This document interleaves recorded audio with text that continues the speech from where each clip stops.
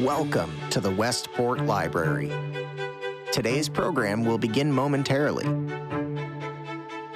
Supported by Verso Studios, created locally and shared with the world.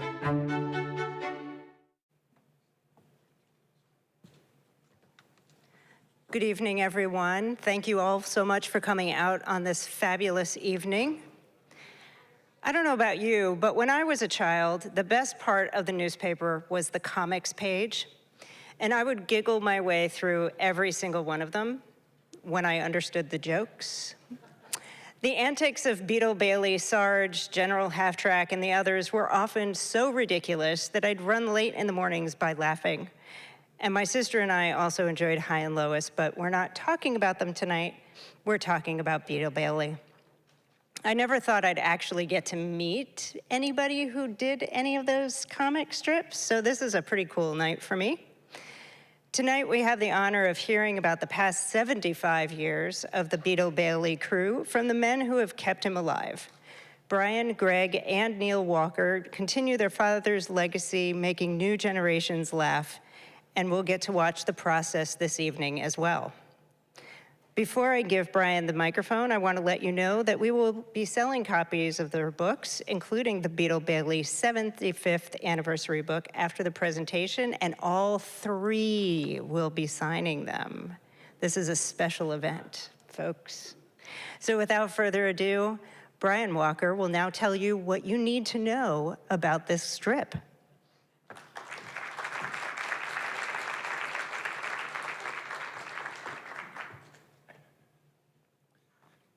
Well, thank you for coming. Everybody hear me okay? Isn't this a great library? So I'm going to give you just a quick, about 7-minute history of the Beetle Bailey strip.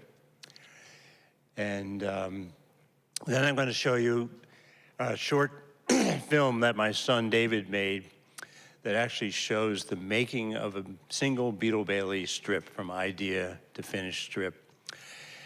And after that, I'm going to introduce Greg and Neal, and they're going to come up on the stage and do some drawing for you, which you'll be able to see on the screen here. The 75th anniversary of Beetle Bailey was celebrated last September with the publication of this beautiful book collection. I was so happy with the way it came out. Really is a lovely book. We will be signing copies after our talk today. Mort Walker, our father, the creator of Beetle Bailey, is shown here in his Stanford studio, where he lived for over 30 years. Beetle Bailey was a college student when the strip began on September 4th, 1950. It was the last feature to be personally approved by William Randolph Hearst. It was syndicated by King Features. Mort, who grew up in Kansas City, moved to New York after graduating from the University of Missouri in 1948. He eventually settled in Greenwich, Connecticut, and raised his family in the house shown in this 1950s Christmas card. I think that's me sliding off the back porch there. The college-themed strip did not take off at first, so in 1951, Mort decided to have Beetle enlist in the Army during the Korean War. This historic moment is seen here in the middle strip, where Beetle is actually signing his name. When Beetle joined the Army, the strip started to take off and a Sunday page was added in 1952. Mort loved to make fun of military bureaucracy, which eventually got him into trouble with the Army brass.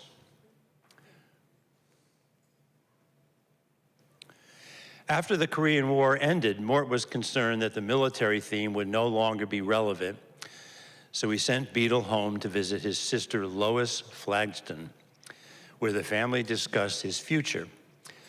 Readers urged Mort to keep Beetle in the Army, so he decided to start a second strip, High and Lois, which debuted in October 1954.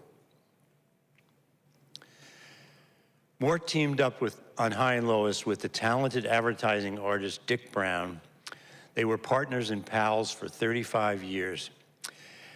This photo was set up for a syndicate promotion because Mort and Dick did not work in the same studio together. High and Lois began to grow in popularity, and a Sunday page was added in 1956. That same year, Mort hired Jerry Dumas as his assistant. They worked together for 60 years. This photo was taken for a short-lived creation called Sam Strip, about a guy who ran his own comic strip and featured guest appearances by famous cartoon characters. It went over the heads of most readers and didn't last long. Mort and Jerry had facing drawing boards so they could talk while they worked. They also took long lunch breaks, during which they played very competitive games of ping pong in the basement of Mort's home. This classic Beetle Bailey Sunday page provides a glimpse of what those games might have looked like.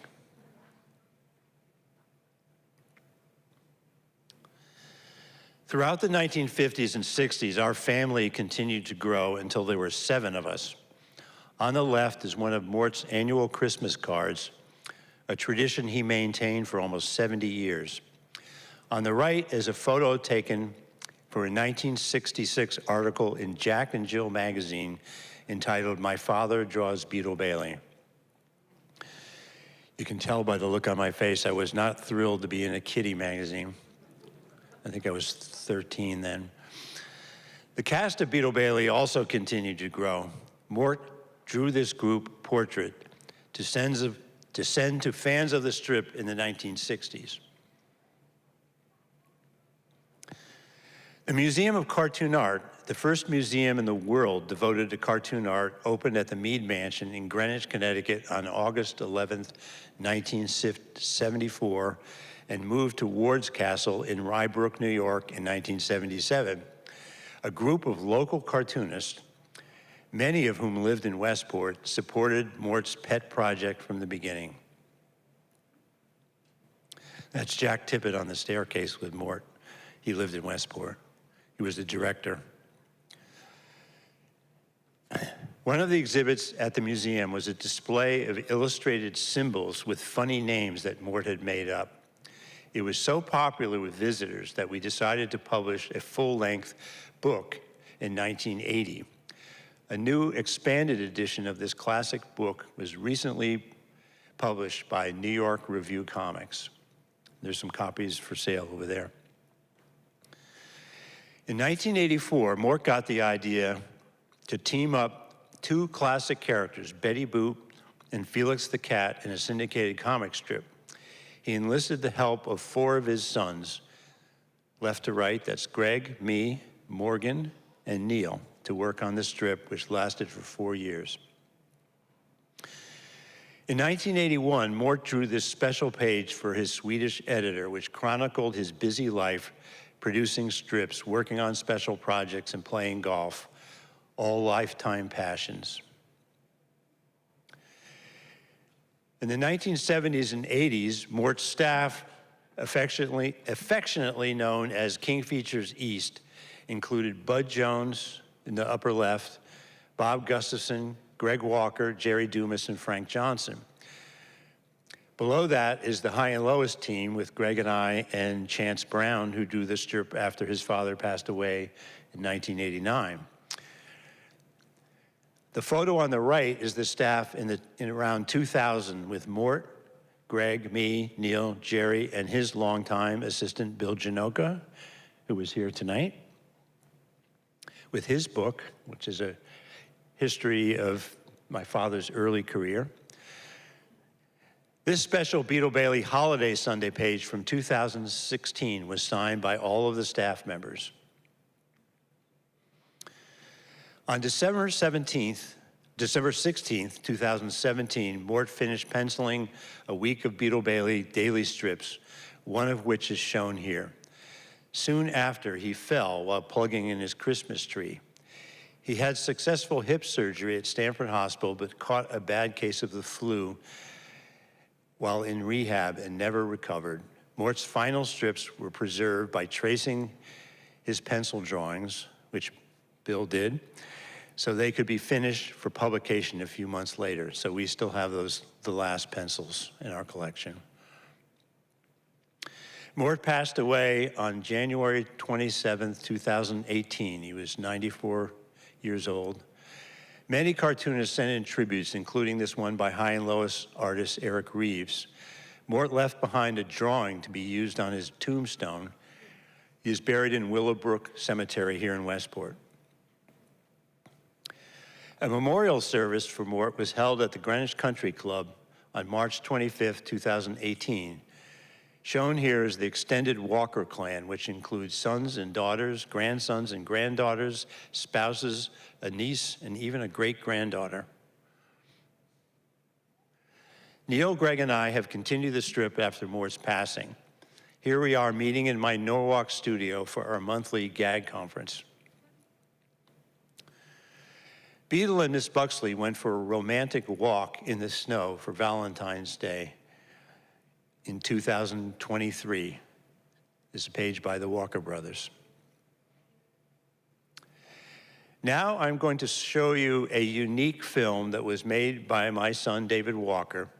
It provides a rare inside look at how a Beetle Bailey strip is produced from initial concept to finished product. It is particularly nostalgic because it was filmed when Mort and Jerry were still with us. So here it is, Reveille.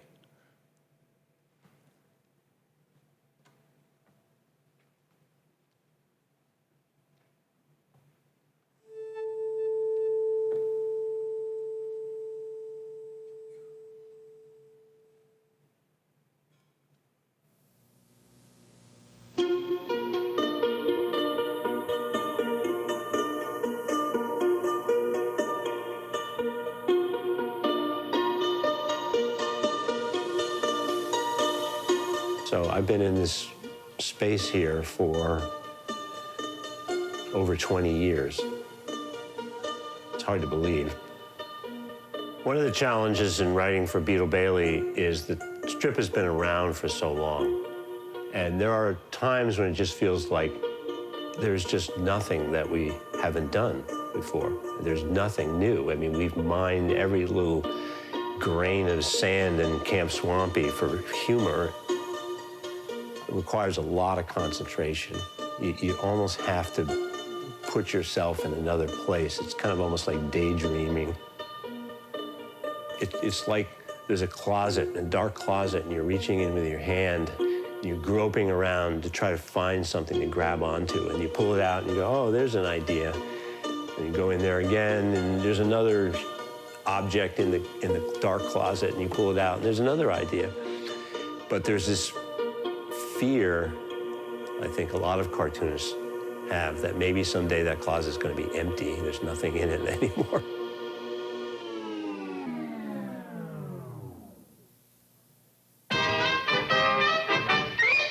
He's a military hero of the nation, though he doesn't always follow regulations. At the sound of reveille. I'm a morning person, usually 7:30 or 8.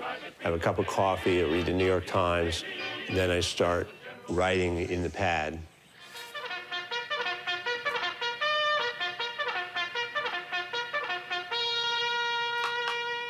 A lot of people think a cartoonist sits down, he writes an idea in the morning, and he draws it up at night. He does one strip a day or something. I don't know too many cartoonists that do that. You kind of work in batches. I find the best thing to do is just start writing, scribbling away, and not looking for that perfect gag. Going back and looking at the characters and what they were doing, you know, in the past and other situations we put them in before, oftentimes will get me started in the right direction. So I'm looking in here and I'm seeing Sarge and Beetle playing ping pong, which is something that I don't think we've done that in quite a long time. I know my father and his assistant, Jerry Dumas, used to always play ping pong at lunch, so there used to be some great ping pong gags. Sarge is a very competitive guy, so I'm thinking about how can Beetle outwit Sarge at the ping pong table? So the two of them are at the ping pong table, And Beetle's just about to serve, and he says, "Here comes my patented sleeper shot." When you have characters like Beetle and Sarge, they've been around for so long, they have really sort of strong character traits. Of course, Beetle is famous for falling asleep, but even more so, he can put things to sleep just by touching them. He almost has superpowers. And so Beetle hits the ball over the net, and the ball doesn't bounce. It just stops and sits there. And Sarge is mad now. He says, "That's not fair." You know, the long evolution of a strip day after day allows you to do that kind of character development where your readers, if they're reading it every day, really feel like they know these people. You know, to me, growing up, I know these characters so well. I think of Beetle as my older brother. You know, he went off to join the Army when I was little, and the strip in some ways is like a letter home from Beetle every day. What's going on at Camp Swampy today, Beetle? So you kind of create this world that I think after a while, the readers really think is real.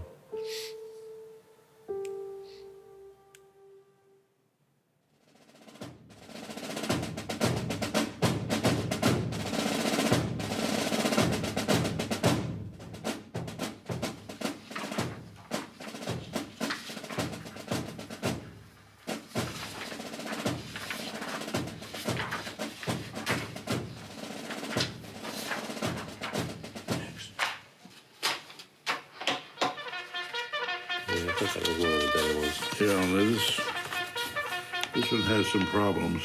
This is a pure reject. I didn't get it. Boy, look at that line of minuses on this one. This got everything, every rejection. I don't think people are going to understand this. Yeah, that was Oh, that's a plus. Yes. I thought it was a minus. You don't make good pluses. Yeah, you got to work on your pluses, Greg. Boy, it's a minus for your pluses.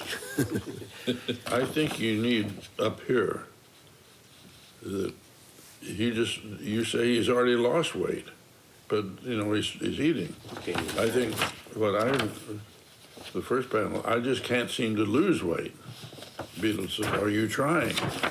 And he goes through all the things he's trying, and then this is why he doesn't lose weight.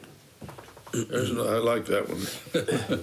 You know, I was noticing that back in the days when you used to play ping pong every day after lunch, there were lots of really great ping pong gags, particularly Sunday pages with a lot of action. I said, we haven't done a ping pong table in a long time. Okay, so that represents our ping pong game today. Yeah. They go to sleep. Right, the game is short. It's over quickly. I want to know where are the bologna sandwiches. You got to have bologna sandwiches if you're playing ping pong, right?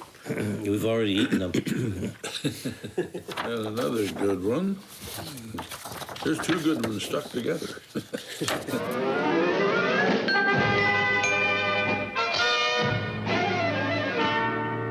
We write over 125 gags a month, which is at least 4 times as much as we need. I'm going to sit down here and start the finished drawings. I do all the finished drawings in pencil, and then my son Greg does the ink work. And we've got quite a great system. It seems to be working. I put the lettering in first. You can be a good cartoonist and a bad writer, you'll never make it. But a good writer and a bad cartoonist often comes out on top.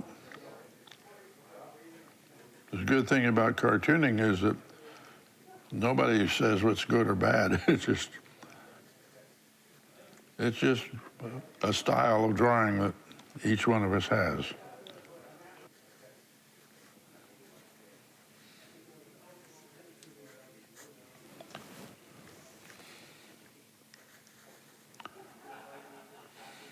The greatest thing about my career is that I don't consider it work. It's fun. People say, well, you're 90 years old. Why don't you retire? I said, retire to what? I'm having a good time. On our lunch hour, we would always take a whole hour off, even though it only took us 15 minutes to eat a bologna sandwich, you know. Then we'd go down in the basement and play ping pong. And I'd come up afterwards, and they were so energetic, the way we played. Jerry sometimes would have to go home and take a shower afterwards.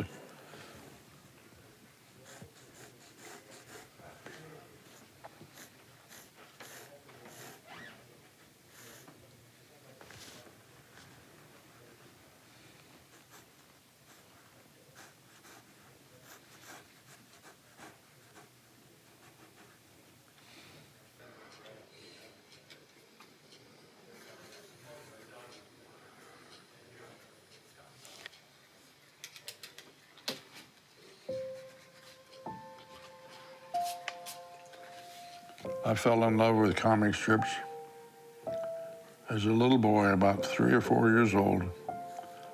My father used to read them to me. He'd say on Sunday morning, he'd say, go down and get the paper, Mort. I'll read you the comics. We'd get in bed, he'd put his arm around me, and he started reading me the comics, and his favorite was Moon Mullins. And he'd laugh so hard that tears would come down his cheeks. And I'd sit there looking at him and thinking, what a nice thing to do for people. And I started selling cartoons when I was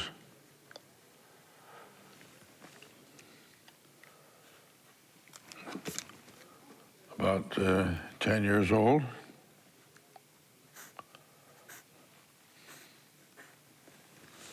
Dropped out of school, they couldn't get me to go back.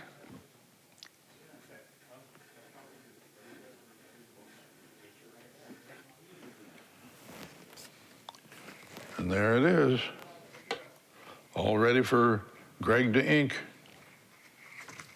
You all done? I am all done. It's all in a day's work.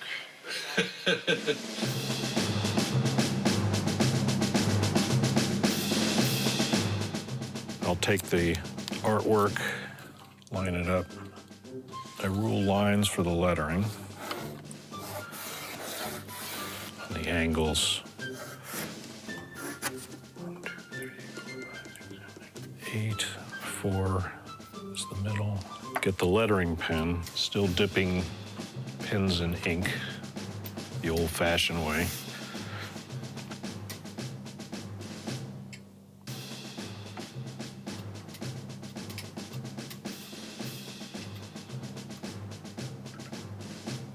This is very exciting.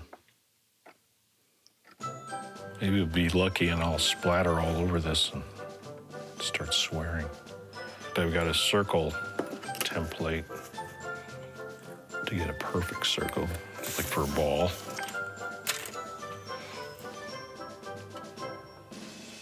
Don't do that for the noses. Make sure the swoop is nice and swoopy. Growing up with Mort Walker as your father, he worked at home, had a home studio, so you're there with him a lot, and you just sort of pick that up. There's unspoken things, there's things you don't have to worry about, and we just sort of know about a lot of the things and things we want to do and where we want to take the strip. In Beetle, we've kind of established this style. One of the things that most people probably wouldn't think about are the balloons, and we like to have them nicely shaped and rounded.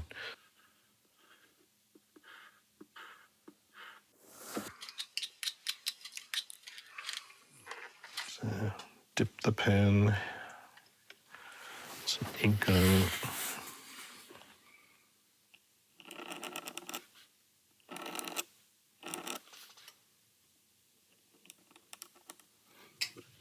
And even as I'm doing this, I'll make some changes to the lines. Because as you do it in the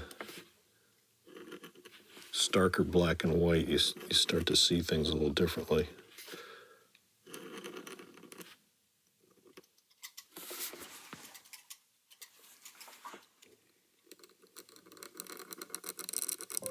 The sound of the pen against the paper makes a little bit of a scratching sound. That's a sound that I remember so much from my childhood, and it was just like Dad's working, you know, just, I don't know, it was a comforting sound somehow. It's the sound of cartooning to me.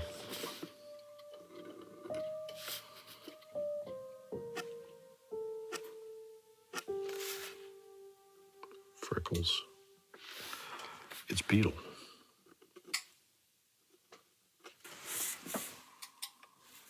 People get familiar with the characters. They're easily identifiable. You know, Beetle's the lazy one, Sarge is the big tough guy. Anybody who follows the strip at all knows that. I think the familiarity is really important. I think that is one reason why it's lasted as long as it has.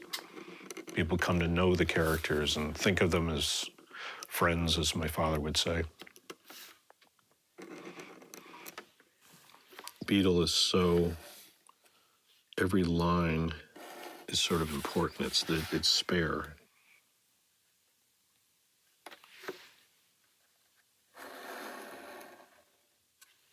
Ink dries within a minute or two.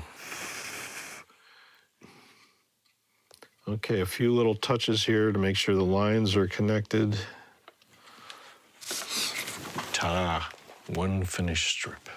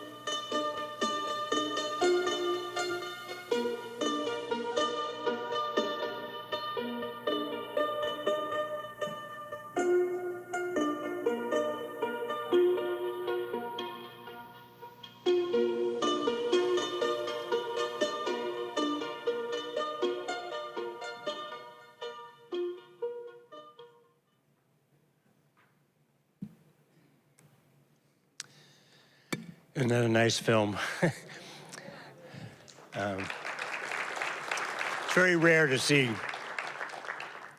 you know, a 90-year-old cartoonist, the hand actually doing the magic there. So I'm going to invite Greg and Neal up on the stage, and they're going to do some drawing for you. And we're going to, I guess, if anybody's got any questions while they're working, we'll be happy to answer them for you.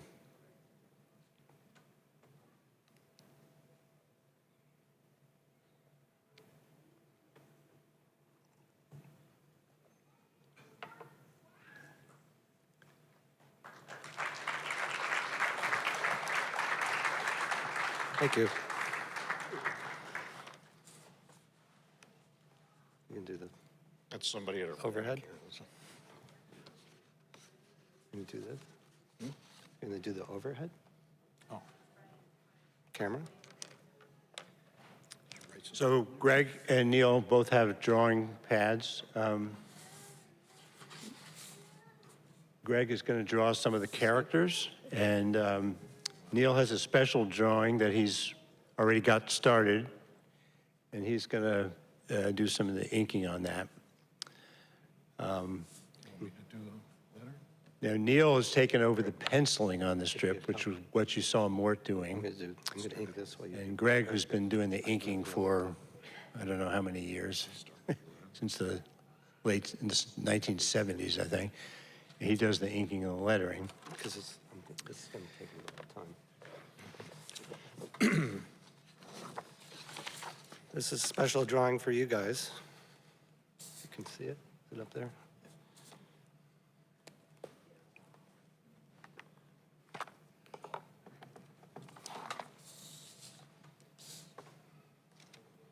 Greg not only does the inking, but since you can't really see the penciling, I'm going to do this today, and Greg's going to do different characters as people wish, right? Sure.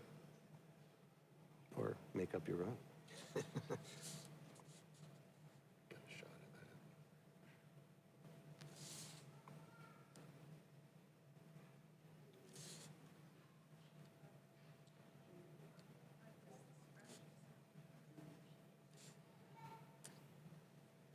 If anybody has any questions, you should go over to the microphone over there so we can hear what you're asking. Is that the microphone? Too, after I do a little bit. Want to switch over? Where's the microphone? Yes. Table's shaking. Hi, I was curious if your dad or even of you guys were part of that Glenn's Cafe scene of cartoonists in Westport in the probably 70s and 80s, I believe, maybe 70s. Do you remember? Yes, we were. Yeah, that was quite a crew, I think. Yeah, Stan Drake did Heart of Julia Jones, and he worked on Blondie. He had a studio right across the street, kind of, and he spent a lot of time there. And he did, maybe you remember the paintings that he did of all the cartoonists in the area that were on the walls at Glenn's. So yeah, we used to play golf a lot, and he became, what was his name, Ricky? Glenn? I can't remember. But he used to play golf with us a lot, and we'd go there afterward, after playing golf. Yeah, that was good days, good times. We did an exhibit here was it last year, the year before, called Cartoon County, about all the cartoonists that lived in this area, in Fairfield County. And it was a particularly large concentration of them in Westport. I think Stan shared a studio with John Prentice, and I think it was walking distance to Glenn, so. Right, across the street. And Stan had a kind of an odd schedule. He would work, all through the night, and then go over to Glenn's for lunch, and then go to bed, and then get up when most of us are eating dinner and go back to work again. He also, down the hall, he worked there, and John Prentice also had his place there, too. So, yeah, there used to be a lot of cartoonists in this area back in those days. Brian was head of our cartoonist chapter in the National Cartoonist Society, and we at one time had the largest group in the nation of cartoonists. We used to have meetings up at the Cobb's Mill Inn with 50 or 60 people. Do you have a question? I do. Have you guys added your own little touches to the characters over the years? Something that would be subtle changes a little bit, kind of put your own stamp on the characters, or have you left everything alone?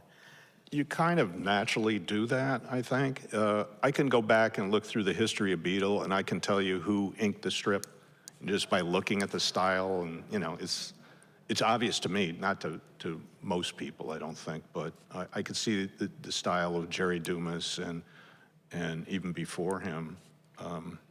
My father pretty much always had an assistant, so even in the early days. Who was his first assistant? Was it Fred Rhodes. Fred Rhodes? No, Fred Rhodes. Jay Roberge, yeah. But Jerry started working with him in 1956. And I don't remember exactly how it worked. I think Mort would pencil the characters, and then Jerry would ink and do the lettering, the backgrounds, and then Mort would ink the characters. But they would pass the originals back and forth between the two of them. And they were both doing all the writing on Beetle Bailey and High and Lois back in the 1960s. One other quick follow-up, a little bit related. Did you guys ever track Sad Sack? Did you view him as kind of a rival to Beetle Bailey? Well, a funny thing about that is Fred Rose's original assistant went off to do Sad Sack because he thought there's more of a future doing Sad Sack. That was kind of a mistake. Well, Sad Sack was a character that was in, I forget what, I don't think it was the Stars and Stripes, it was one of the military papers during the war. And there were a number of Army characters during the war that sort of fell out of favor after the war was over. And that's why Mort was concerned that after the Korean War was over, that Beetle Bailey would lose its popularity, because he saw that happen with a number of the World War II era cartoonists. I have as cartoonists yourselves, what were your biggest influences in the newspaper comics? Our biggest influences? Yeah, for you guys. Well, our father, kind of the biggest influence. Dick Brown. Yeah, my three favorite cartoonists are Dick Brown, who drew High and Lois from the beginning and also created the comic strip Hagar the Horrible.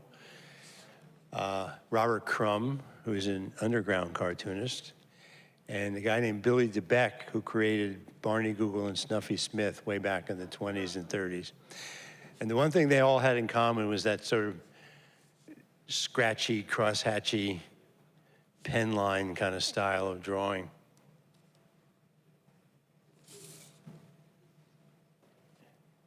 You doing some drawing there? Or? Yeah, he's. Oh. No. So sometimes when I'm doing, a live thing, I'll start with this and ask people, who is this? And most successful cartoon characters have things about them that are instantly recognizable, So this is one of those things that, you look at that and you say, oh, I know what that's going to be. But if I do this,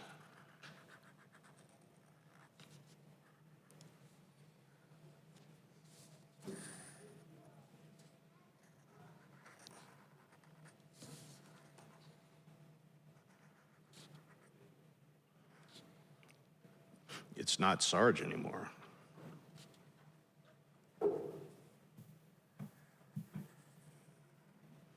But he looks a lot like Sarge. People say that they start looking like their pets, and this is a prime example of that. In the introduction to the 75th anniversary book, a cartoon historian, R.C. Harvey, wrote kind of a really great tribute to Mort's drawing style, and he pointed out that Beetle's head was shaped like a cantaloupe, and Sarge's head was shaped like a pear, and they don't have feet; they have like boots on, shoes, and their clothing is basically geometric shapes. And he pointed out that when you think about it, it's really almost kind of surreal. There's nothing very realistic about it at all. But each character has, different sort of shapes that, it has to be simple because you have to keep drawing it every single day, day after day. Does anybody have a request of a character for Greg to draw? I had a question, mate. Over the years, I imagine you've gotten thousands and thousands of letters and fan mail. Can you tell us about some of the letters maybe that have stood out? Oh, boy. Well, there's one that I remember that's fairly recent that we also featured in the book. Mort had done a Sunday page where all the guys at Camp Swampy are getting their mail, and there's mail and packages for all of them. And somebody says, to Sarge, well, how come you never get any mail? He says, I don't need any mail. Mail's for losers, He stomps off and, being the tough guy, the unsentimental one. In the last panel, he's in his room by himself with a little tear coming down his cheek. And Mort got not only hundreds and hundreds of letters, but whole classes full of kids going, we'll send letters to Sarge, and And he was really struck by how a simple comic could move so many people like that. They really felt sorry for Sarge. And so he did a follow-up Sunday page where Sarge ends up getting a whole bunch of mail. I think they finally put up an address where all the letters could go and be collected and then forwarded to Mort.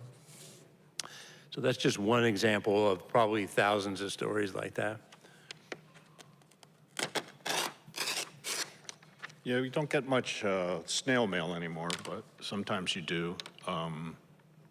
But sometimes you're surprised. One time I got some kid in California and writes, he says, I have a few questions. And he sends me this page, like 30 questions on it. And I go, oh, this is going to take me a long time. But I went ahead and did it, and I sent it off. And he got it and immediately wrote back saying, I have more questions. I go, oh, no, I can't do this. You know, I've got to do the strip. So we went out to California during the, what was it, Hands Across America, when there's a thing we were doing called Comics Relief. And we're appearing in downtown LA in this office lobby and drawing for 500 people. And in the meantime, there was a exhibit in the back with kids' artwork.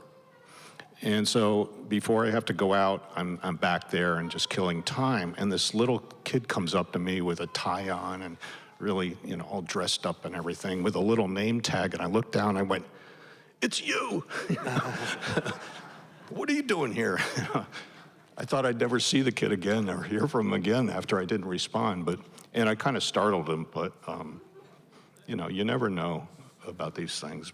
It's always nice to get mail, at least the good mail. You know? You have a question? Yeah, I was just curious, how much more is involved in doing the larger Sunday color comics, as far as how that color is added?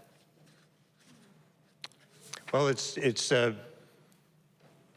you know, obviously, I enjoy the Sunday pages because it gives you, you know, it's not as restrictive. You can actually do a little bit more of a story in a Sunday page, and there's more room for, I mean, some cartoonists just think of a Sunday page as an expanded daily, but I know Dick Brown always felt like the Sunday page is a chance to show off, you know, put some backgrounds in it and do some detail. And I like to do Beetle Bailey Sunday pages where they're out marching around in the woods and stuff. And it used to, there's a guy that I know who just put out a book called How Comics Were Made. And he goes into all the different printing processes in the way they used to do it back in the old days. But now with computer technology, it's all done on computers, and it's a lot easier to do than it used to be. So, but I think the color adds a lot. We don't do our own color on Beetle. That's done by somebody at, there's an outfit called Reed Brennan in Florida that distributes the comics. They put whole pages together of the comics and send those out electronically to the separate papers. And somebody there does the coloring. Not sure who that is. We used to have a guy, Jim Keefe, who just did amazing coloring, I thought, for years, but now he's doing Flash Gordon, I think. So he's kind of busy. But on the daily strip, we add halftone, and I do that. So I do that in Photoshop, where you just color it in grays, and then you go to back to bitmap and changes to dots, and you know, I don't know. It's a little time consuming, but it adds something to the strip. I think the grays, tones add a little depth to it. So. Yeah, since about the mid-'90s, King Features has been sending out all the comics digitally, and the late 90s, I think they started doing the dailies in color. Some newspapers print dailies in color, but certainly all the ones online are in color. You have a question? Yeah. Are there any topics that you stay away from, or or is there a formula about what you will talk about, that sort of thing? What was the, is there? Are there topics you stay away from? Is there, strictly, I don't know, do you stay within a certain circle of things you want to talk Yeah, about? we try to stay away from politics more. My father always felt like, if you start getting into partisan politics, you're going to lose half your readers. They're going to get mad at you if you say one thing or the other. So we kind of try to avoid that for the most part. That doesn't mean Beetle Bailey wasn't political. I mean, there's, and particularly social commentary about the way people are, the way they behave. But sometimes I think of a comic strip as almost like a sitcom. It takes place in a fairly limited, environment. Beetle has never really been in active combat, so he's never been in a war zone. I mean, people say, well, why don't you send him to Iran now, I haven't heard that yet, but. Oh, I've heard, well, not that. But, we'd say, like, what would be funny about that? And Camp Swampy is kind of an imaginary place, really. It's not, there was a place called Camp Crowder that was in Missouri, I think it was in Missouri, where my father went to basic training in World War II. So it's kind of loosely based on that. But Army bases don't have, wooden barracks with metal beds in them anymore. They're like college dorms more, I mean, there's certain topics that my father, when he introduced the Miss Buxley character, got in a lot of trouble. People were saying the humor was sexist, and he was saying, well, the joke is really that there's this pretty girl, and then the general's getting all hot and bothered because she's working in the same office, and we had to kind of tone that down. People were criticizing it. Also, why do you think a lot of the comics settled around here? Why did they settle around here? Yeah. It was, I think, a number of reasons. It's close to New York City. The cartoonists either worked at home or they worked in a separate studio, but they didn't have to go into New York every single day. But they had to be close to the offices of the publishing companies, the New Yorker, King Features Syndicate was in New York City, Marvel Comics, DC Comics. So they were all headquartered in New York City. And they used to meet at, what was that place called? Mario's or whatever, across from this train station. And they'd go down there, and they actually had a kid that was a courier, and they'd hand off the artwork, and he'd take the train in New York City, because they were always like right on top of their deadlines. So a lot of them moved around here, and I think because cartoonists work by themselves, they seek the camaraderie of other cartoonists. So my father organized like this annual golf tournament that I think ran for over 50 years, and they had a bowling league and cocktail parties, and it was like a big extended family. And although there was a concentration in Westport, they lived all, in Weston, Wilton, Fairfield, Norwalk, Stamford, Greenwich. There's always been kind of, Westport's always been kind of a center of, artistic activity and all that. We used to have another organization called Artists and Writers, which also included columnists and, books, authors and all kinds of people in it, which was at one time, there were a lot of people in that group. Well, that goes back, I think, all the way to the 1920s and 30s. Right. It was in New York City back then. But we still had the group up until,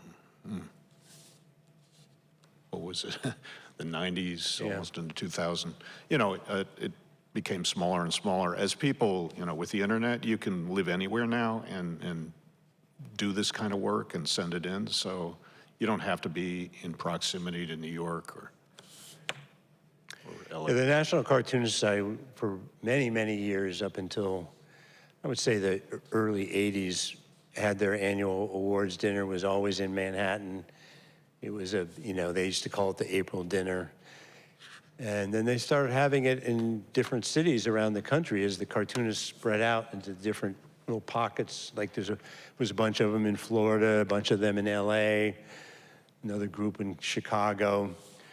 And they started this chapter system back in the late 80s, early 90s. So there are different chapters. I forget how many chapters there are, probably about 15 or 20 of them all around Canada and different states and parts of the country.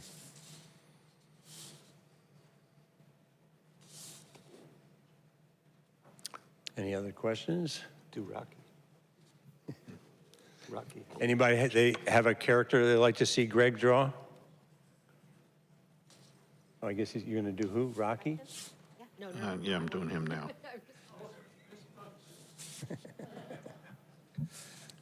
I knew you were going to do that. My question is, was there any kind of like rivalry between you and your father and other cartoonists?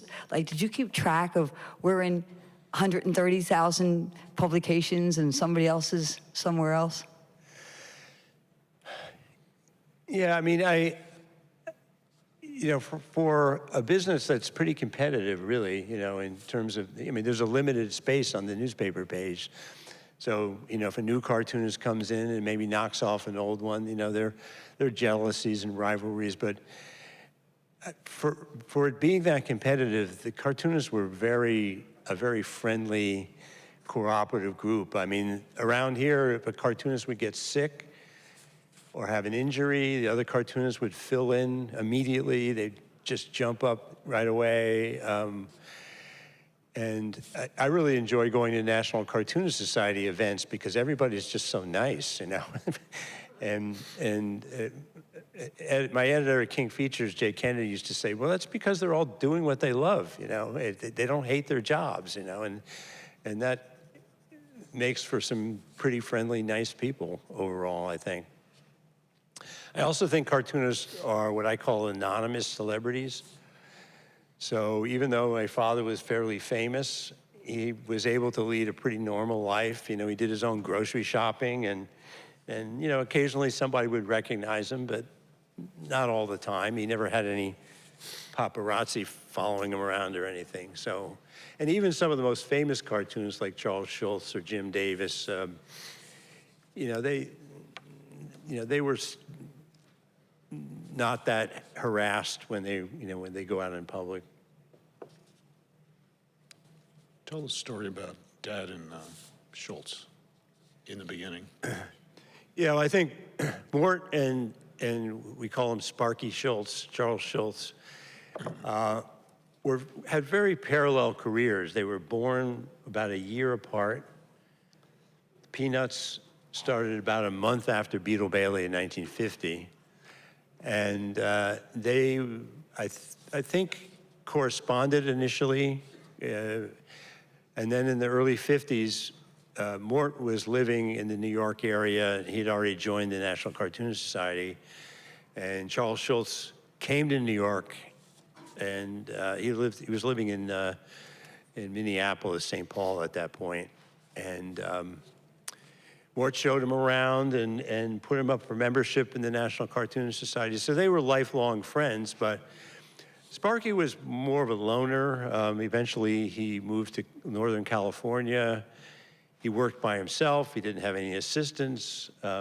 He liked to play golf and socialize, but Mort was like the Pied Piper of all the activities. He was very gregarious socially. He had a big staff of people working for him. So personality-wise, they were very different. But of course, to be honest, Peanuts went on to the heights of success and fame and fortune that Beetle Bailey never quite achieved, So, there was a little competitiveness between the two of them. Oh, there's Miss Buxley. You get the camera on Miss Buxley?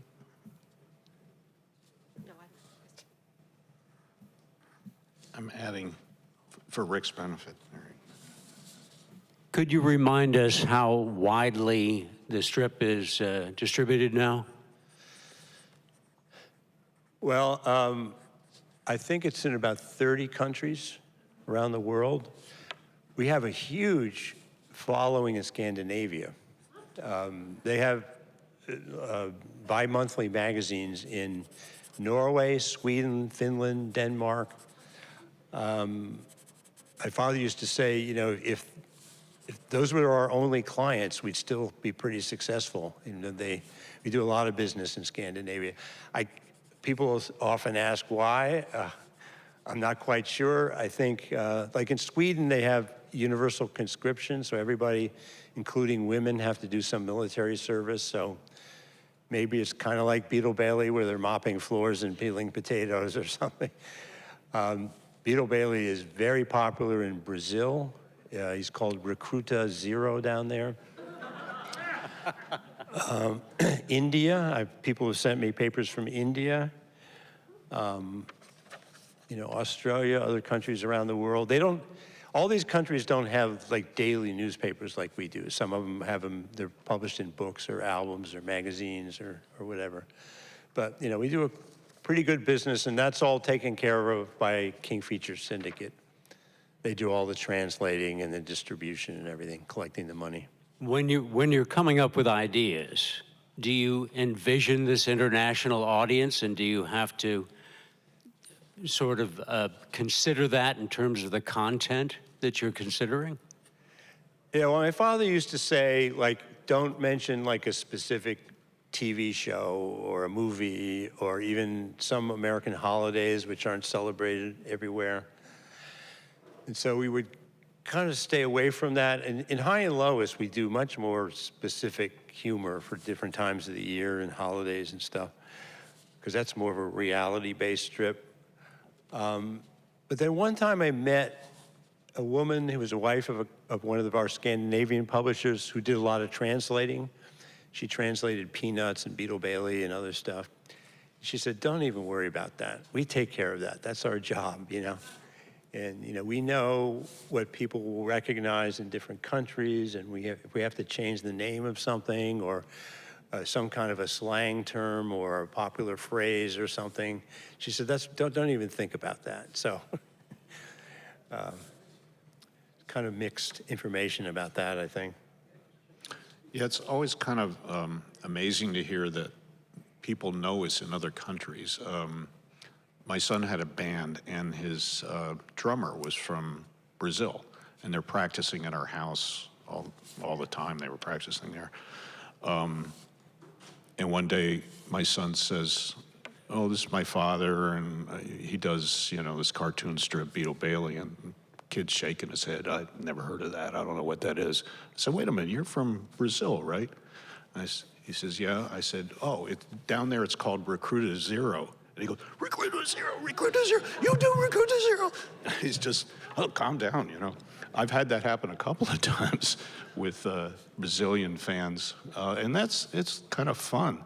They did a major exhibit down there at one time. Yeah, right? and they publish books that are translated in Portuguese. And I had a house painter from Brazil. I told him what I did. Beetle Bailey, no response. And then I showed him one of the books, and he was, Recruta Zero. Yeah. I noticed you no longer use pen and ink. When did you switch to Sharpies and Pilot pens? You noticed that? Well, right here, we don't, I'm not going to pull out it. But you still use pen and ink on the... Well, lately, I've kind of moved to, you know, markers and things. It's just faster, and you don't have to wait for the ink to dry as long. No, the scratchy is... The sound of cartooning. Mm-hmm. It's one of the favorite lines in that film. Maybe I'll have to go back to it. You know, I do kind of miss it myself. So, and one thing you don't get, you have brush markers, but I find them really hard to use. That's what this is. Yeah, a brush. Yeah, I'll have to practice a lot more. But with the pens, you know, as you press extra pressure, you get these thicks and thins, so you can go from a thin line to a thick line, which is great on noses and things like that. So that's, you know, sometimes like Beetle's hair is kind of, I don't know how you describe that, but it's easier with a pen to kind of hit it hard and then lit up as you do the hair. So I have to go back and with the marker and make it thicker on the top. So, but. Chance Brown used to call the Gillot, is it Gillot 170? What, you know, they used to, a lot of the guys used Gillot 170s. Cartoonists, he called it the singing sword of cartooning. But I don't think you can even buy those anymore, right? Now, Gillot kind of went out of business. You can still find them. One time I was in a store in White Plains, and, you know, pen nibs were getting hard to find. So this dusty old store, it's just like got all kinds of stuff packed into corners, you know, the old books that are falling apart. And I said, do you have any pen nibs? He says, back in aisle 1 there, you know. And I go back and there's just a box full of pen nibs, you know. He doesn't have them organized in anything. So I start searching through and I found a Gillot 170 made out of brass. And they stopped making those a long time ago. I go up to the counter with one pen nib, and I go, how much for this? And he says, I forget what he said, like $1.50. And I went, what? Are you crazy?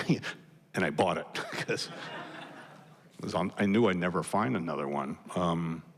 Some guys that gave up using pen nibs have offered to give me all theirs, their collection. So you can still get your hands on them. But Jerry Dumas told me that Mort was the only cartoonist he ever met who could ink in both directions. Like, he'd go like that and then back. Mm-hmm. You know, most cartoonists, you know, get the pen flowing in one direction. He said, but somehow Mort figured out how to go back and forth, which saved time. I did that a little after you used a pen and it got kind of, you know, flattened on the end. It was easier to do. But High and Lois is done by Eric Reeves, who took over for Chance Brown, completely on a digital tablet now. So there are no more originals anymore. Eric used to work for Jim Davis on Garfield, and he does all the artwork on High and Lois now. So there aren't any originals anymore, which is kind of sad. But it does look good in color, you know, the digital file. And but Beatles hasn't made that transition yet. Greg's always threatening to use computer lettering or scanning the pencil drawings and inking them on in a program or something. I don't know. The lettering is a whole different part of the process that actually I got started lettering. There used to be a guy in Westport, Jack Frost, I think it was his name, and people just called him Frosty. And he lettered for like a lot of people, but sometimes he wasn't available and I could do it, you know. And I got into the lettering pretty early. But I find that, you know, people tell me with the computer, oh, you can adjust it. But, you know, you can adjust it on the fly when you're doing it by hand. If you find that, oh, I'm running out of room, you know, I'll, you know, make the letters smaller or whatever you have to do, or expand them to fill it in. So I don't know, I think there's certain advantages to doing it by hand. However, you know, there's this cartoon font that's pretty ubiquitous now in everything. You see a lot of cartoonists using that. Yeah, we can get custom fonts. I know I think Chance sent samples of the High and Lows lettering to some font designer who came up with a custom High and Lows font. And, you know, you have to have multiple versions of the same letters so they don't all look exactly the same. There's ways to trick people into not thinking it's not digital or whatever.